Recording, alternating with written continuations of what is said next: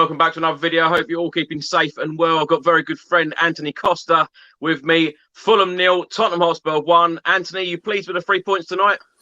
Listen, Chris, I'm pleased with any win. Trust me. It was literally get in there, get out, and don't look back. And that's what we certainly did, because tonight's football was absolutely atrocious. Wasn't great at all. Obviously, the positives are the 3 points, the win, and we've defended for our lives, which we haven't done for a very, very long time after being 1-0 up so early on in the game. Do you know what, though, Antony? You say how bad the football was. I agree with you in the second half, but the first half, we created chances. And when you looked at that starting lineup, so many Tottenham Hotspur fans were calling for the likes of Dele Alli, Gareth Bale to be in that starting lineup alongside Harry Kane and Heung-min Son. And when you saw that starting lineup, you were like, wow, this is really attacking. We're going to create so many chances.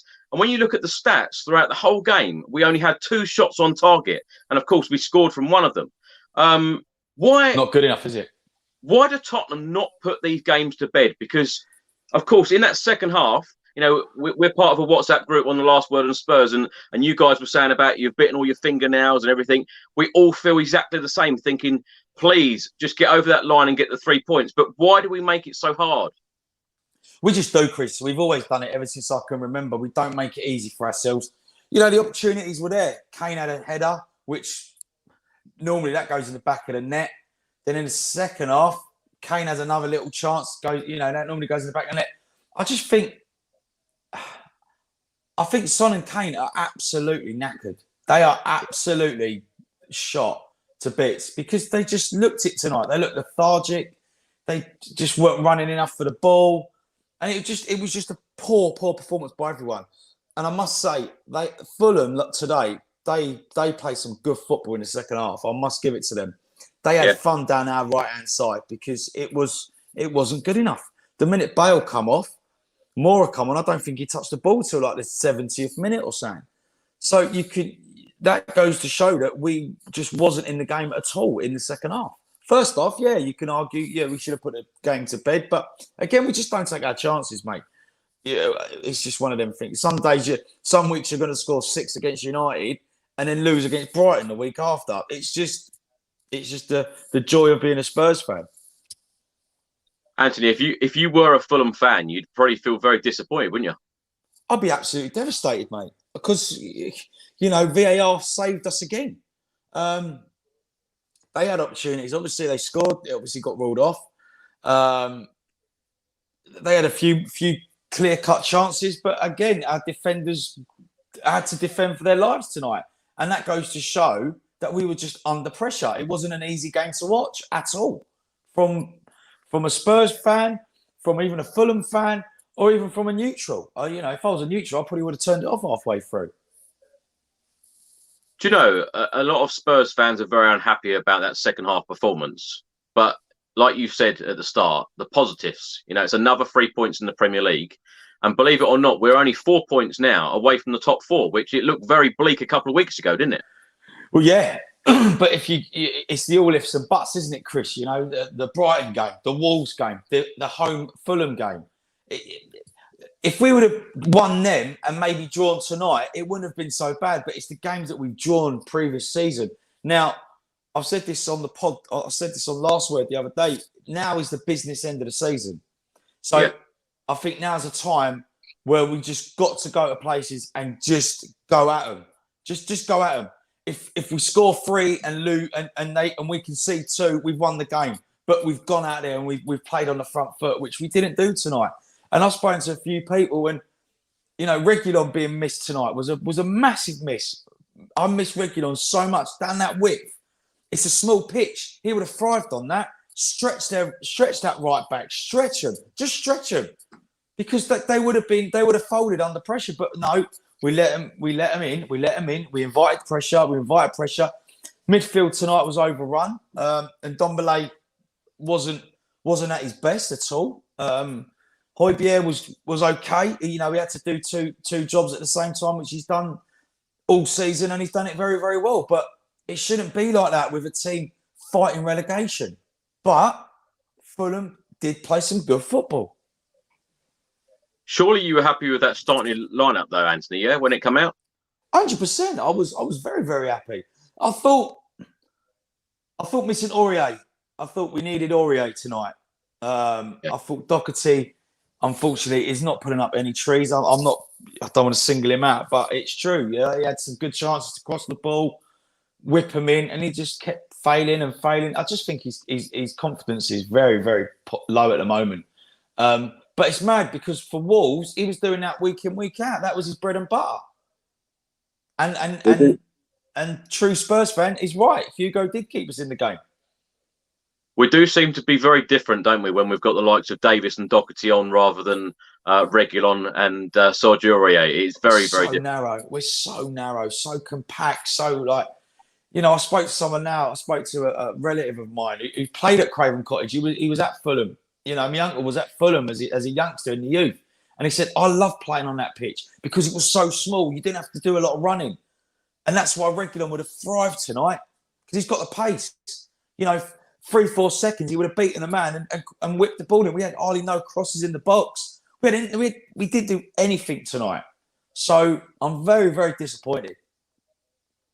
Is it just Jose Mourinho's way, though, of getting that one goal, sitting on that lead and getting us over that line? Is that not Jose Mourinho's way? Is that not how he's been successful in the past? Well, Chris, the Chelsea Mourinho, absolutely. The Man United Mourinho, absolutely. Real Madrid, absolutely. But we haven't got the players. We haven't got the defenders to be able to.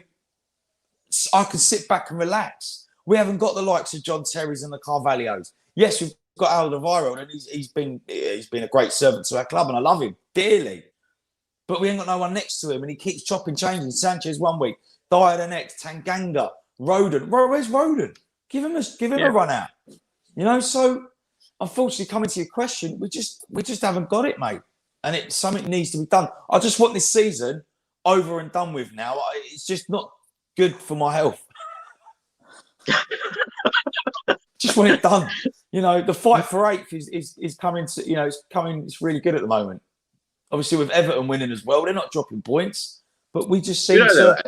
Antony, I'm trying to see some positives here, right? A couple of weeks ago when you were on this channel, you know, it was all very doom and gloom, right? Yeah. And the past 3 games, and I know people are going to go, yeah, well, it was only Wolfsburger. Oh, it was only Burnley. Oh, it's only Fulham, right? But we've got 3 clean sheets. We've scored 9 goals, and we've got 3 wins. So now we're going into that Crystal Palace game. We've got the North London derby coming up with the Emirates as well. Surely that's going to give us huge confidence going into this game. And now, you know, a few weeks ago as well, if I'd have said to you, Antony, what do you think about top 4? You'd have gone, absolutely no chance. But now it looks like, you know, it could be doable. Listen, anything's doable, Chris. Absolutely. Listen, of course it's doable. We win on Sunday, excuse me. And we're in and amongst it. But other teams ain't been dropping points. They've been getting over the line. They've been grinding out results, but playing well at the same time. You know, I was a very firm believer of just get the job done. And that is how I feel tonight. I feel like how I did when we played Burnley, at the beginning of the season, because normally that we would have drawn that 1-1 or lost 2-1. Tonight I was waiting for Fulham to score. How bad is that? How bad is that? How does it make you feel as a Tottenham fan, though, when we sat so deep and just invited the pressure in that second half? How does it make you feel? Mate, my heart is still pumping, mate. Honestly, I just wanted the final whistle to go. I just wanted it gone. I wanted it gone. And that's not how I want to be watching my team. I love my team like you do, Chris. And listen, if you're playing the likes of Cities and the Chelseas and you're 1-0 up, okay, they're going to be pressure. Because they've got the players. Fulham shouldn't be where they are. I watched them again tonight. They got some cracking players. Lookman, their centre half, good players, mate. When Mitrovic come on, I was like, here we go. He ain't scored all season, and I thought he was going to score against us. It did feel like that game at the Tottenham Hotspur Stadium back in December, didn't it? It felt like it was going to be the same outcome. Exactly, mate. Listen, as I said, Fulham, they shouldn't be where they are. They're a very, very good footballing side. You know, they've drawn against Liverpool, which they should have beaten. Obviously, they've drawn against us. But who's to blame? We're to blame. We should have battered them tonight with the players in the front 5-4 that we've got. You know, Anthony, I'm so used to seeing you looking frustrated. I need a smile on your face. Talk to me about the goal, because Dele Alli, you know, he's back in the starting lineup in the Premier League. It was an own goal. It was an own goal. It was an own goal, but they all count. They all count, mate. Listen, Ali was at the right place at the right time. So yeah, listen, I loved it. You know, again, coming on to Son, I don't think he played well at all tonight. None of them did anyway. I'm not going to pick out, you know, individuals, but we were very, very, very lucky tonight. And it's just, I'm glad that Ali was in the right place at the right time. Do you know, Anthony, earlier you said about them looking tired. That was our 44th game in competitive competition this season, the most of any team that they've played in the top 5 leagues in Europe.